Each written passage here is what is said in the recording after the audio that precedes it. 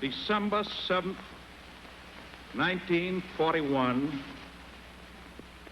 a date which will live in infamy.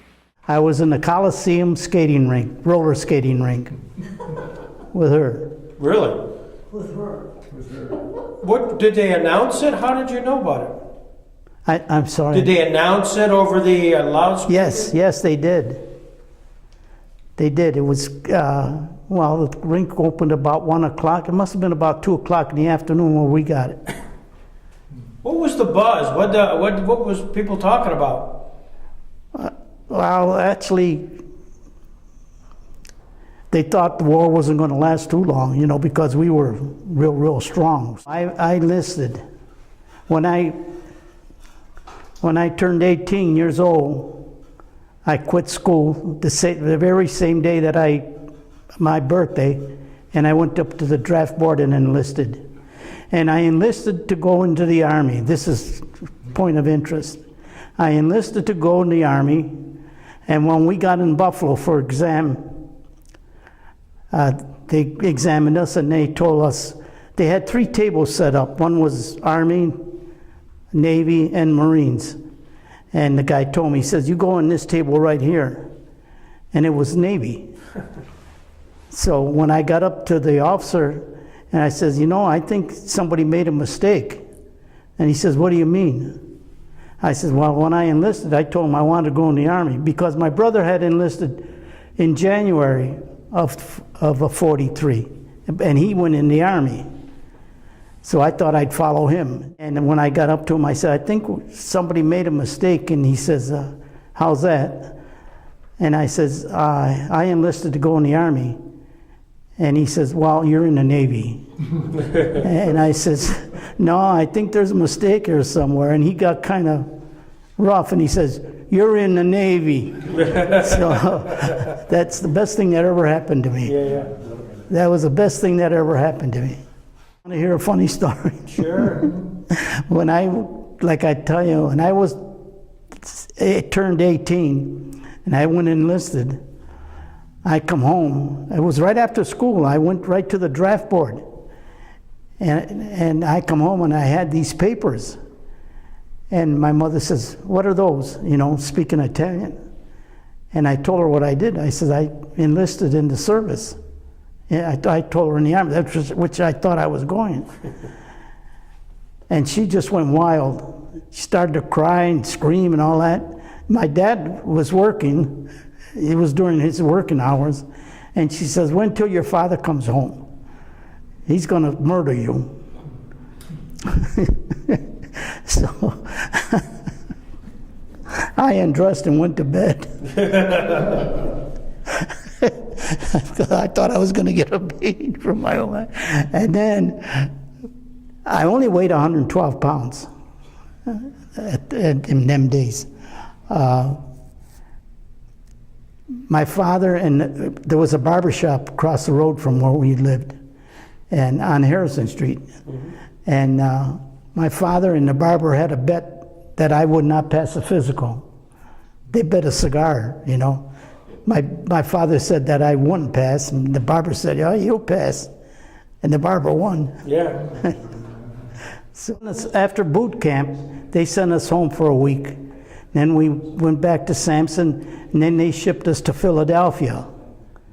And then from Philadelphia, we went to Newport, Norfolk, Virginia. Mm-hmm. And that's where I was assigned to the ship. Because it was a brand new ship at the time. No, it was a merchant marine ship, you know, regularly. And I guess the Navy took it over at that time. And did you get seasick? Absolutely. 90% of the crew was seasick because we were all greenhorns, you know. Yeah. And the regulars, the guys that were regulars who had been in the Navy for a while, they would bring sandwiches to us. We were laying in a cot. We were, I mean, just out of commission. Actually, when we went to Scotland, we ran into rough seas. Oh my God. I mean, the ship was just rolling, you know, and that's how we got sick. That's why, you know, most of us got sick. And we travel alone, actually. We didn't travel in a convoy, you know, like, no, just by ourselves. We hit almost every island in the South Pacific, Guadalcanal, Pago Pago, New Guinea, New Caledonia, the Russell Islands. And we went to Australia, we went to New Zealand, and then we went to India. Did you ever cross the equator? Yes? You want to hear a story about that? I do. I want a good story. This was just hearsay, okay? There was two guys on a ship, they were going to go across the equator. And one guy says, I understand we're going to go across the equator just about any minute now. And his partner says, yeah, that's true. And he says, how do we know when we go across the equator? What happens? Well, he handed him the field glasses, and he says, here, he says, you look through these field glasses and you'll see like a dark line going across it. So the guy got the field glasses. He says, by God, he says, you're right. And there's an elephant walking across it.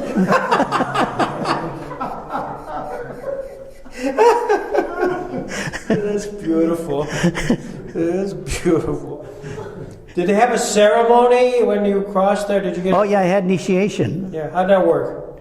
Well, before you go across the equator, you're a shellback. You're what? A shellback. Okay. Yeah. And after you go through the initiation, you take a beating, really. Then you become you're a pollywog before you go through the initiation. After you go through the initiation, you're a shellback. And they give you a big certificate.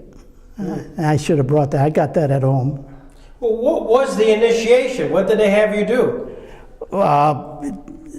For instance, one part of it was they had like a tube, you know, canvas tube, and you got in there one end, and it was half filled with water, and you got in one end, and the guys that already went through the initiation, they had these. It wasn't wood, but it was like a club. What do they call them? They're made out of canvas and all that. And they would beat the heck out of you going through that thing until you got to the other end. Yeah. So it was like a gauntlet, you know? Yeah. And then we were up on the upper deck, and they had a chair that swiveled back, you know? And you sit on a chair and they roll back and you fall in a tank of water. That was different things, you know, crazy things. The luckily pollywogs who run the gauntlet to emerge at the end as full-fledged shellbacks, who have earned the right to receive from King Neptune one of his royal certificates to be treasured for a lifetime and shown to envious pollywogs and landlubbers. Each new shellback eagerly awaits the day when he too will have the opportunity to initiate pollywogs into the mysteries of the deep. We had, on our first trip, we had one sailor committed suicide. He had the life belt, you know, the belt that you squeeze in the CO2 capsule, Right. releases it. And he wrapped it around his neck, Oh, gosh. and it just choked him. And then we had, one time we were bringing back Japanese or Chinese personnel, and they told us what we knew was that they were going to go to a school here in the United States and learn how to become pilots. And while we were coming home, one of them jumped over the side. And we made about 2 circles like this and then took off. Right. And I see some papers that are the summary court-martial in the Yeah. case. What was that about? Well, that's guys that would AWOL Right? and not obeying orders, stuff like that. And how did you get that? I was the recorder. Really? Yeah. So recorder meaning the stenographer? Or Yeah. Yes. how did you get that job? I was a yeoman. I worked in the office, in the engineer's office. Okay. Yeah, I was a yeoman 3rd class. Explain how did you get the tattoo? Were you on shore leave one day? And Yeah, it was 3 of us. Yep. And we were just horsing around, come by this tattoo shop. Hey, let's get a tattoo.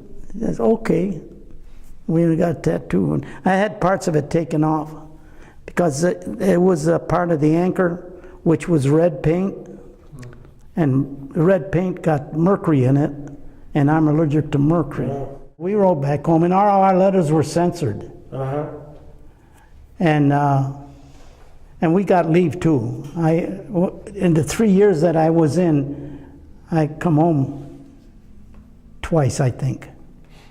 We knew what's going on almost every day. Did you feel good that the war was going in the right direction? Oh, absolutely. Yeah. There's got to be a moment where you go to San Francisco and you know you're going home. What was that moment like? Oh, that was great. You mean when we got discharged? Yeah. Oh, that was great. As a matter of fact, I just fell in love with San Francisco. So when they give us a discharge, I had a relative that owned a bar in Oakland, and I give him his address that I was going to stay in Oakland. So I stayed in Oakland for about 10 days after I got discharged. And my parents didn't know where I was at. And then when I got home, it was really a surprise for them because I rang the doorbell and my mother opened the door and she just, stood there like tears coming down her eyes, Listen, I never talked about my experiences. Not to my kids, not to my wife, nobody. Yeah. This is the first time I'm talking to you, really.